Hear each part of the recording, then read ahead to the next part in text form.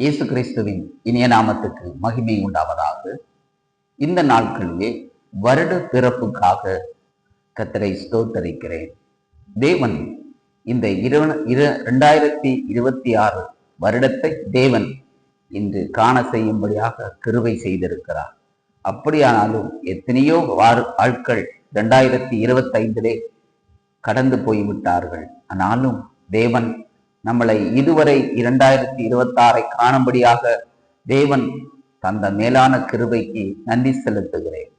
ஒவ்வொரு வாழ்க்கையிலும் ஒவ்வொரு நாட்களுடைய வாழ்க்கையிலும் 2025 நடக்காத காரியங்களை 2026 தேவன் அதை காண செய்வார். நீங்கள் விசுவாசிங்கள்.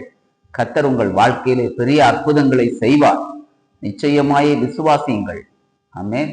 அதுபோல இந்த ஒரு வேத வசனத்தை வாசிப்போம். அப்போஸ்தலர் நடபடிகள் 2ஆம் அதிகாரம் 1வது வசனம். பெந்தேகொஸ்து ஒரு நாள் வந்தபோது அவர்கள் எல்லாரும் ஒருமனப்பட்டு ஒரு இடத்தில் வந்திருந்தார்கள்.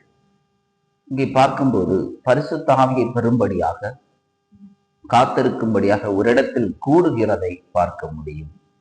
அதுபோலதான் நேற்று எல்லா சபைகளிலும் தேவனை நோக்கி இந்த வருடத்திலே ஒரு பெரிய நன்மையை தேவன் உருவாக்கும்படியாக காத்திருந்தோம்.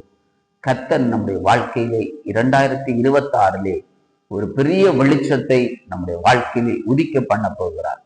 உங்களது விசுவாசியுங்கள். கர்த்தர் உங்கள் வாழ்க்கையிலும் இந்த வருடத்தை கர்த்தர் ஆசீர்வாதமாய் வைப்பார்.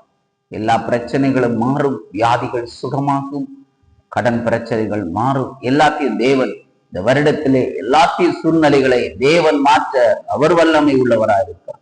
அப்படியே தேவனை விசுவாசியுங்கள். கர்த்தர் இந்த வார்த்தை மூலமாக உங்களை ஆசீர்வதிப்பாராக. ஆமென்.